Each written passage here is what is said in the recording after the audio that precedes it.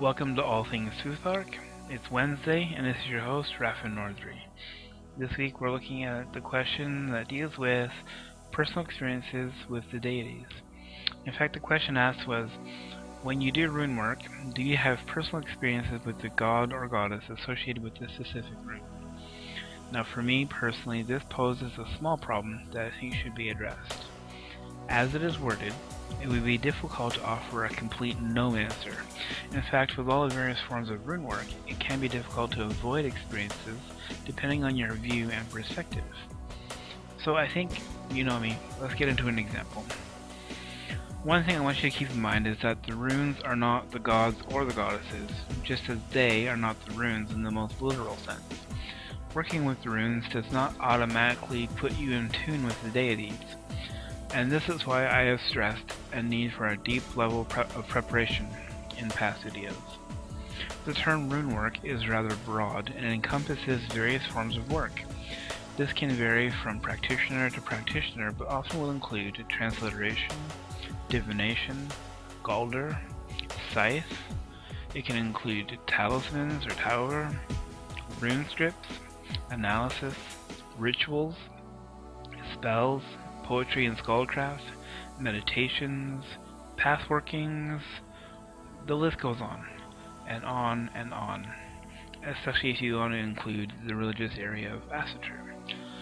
So, if you have ever created a rune or a rune set of any sort, then you've already had an experience with runic forces. These forces are within the formative realm of the tri-god complex of Odin, Vili, and Ve, whom form the multiverse from primal runic energies and elements. And although there are charts where each of the runes have been assigned a god, goddess, or other being, there are a few runes which relate directly to deity. One could use the runes during a bloat when honoring a god or a goddess, and this has proven to bring some level of personal experience to those involved, especially since it is within a ritual environment. Each of the 8 here of the Elder Futhark relate to a specific god or goddess. You have an 8 or a family for Freya, Heimdall, and Tyr.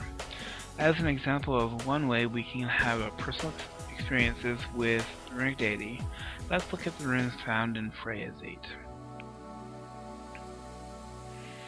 And in Freya's 8 we have Feyu, Uruz, Thurisaz, Anzuz, Raizo, Kanaz, Gebo, and Munyo. Feyu, you could look at Feyu as energy, Uruz as understanding, so on and so forth. So how does this relate to having personal experiences? Well, let's say you're having a low energy day, everything's kind of frustrating and so on and so forth. You could create a talisman of Feyu to help you increase your energy throughout the day. You can do the same with understanding and action.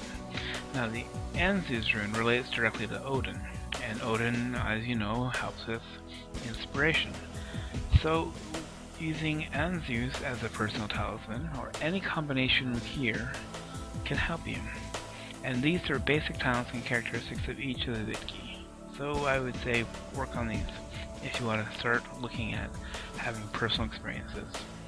This has been Wednesday with Raffin Nordry, All Things Futhark, 17th of Fog Moon.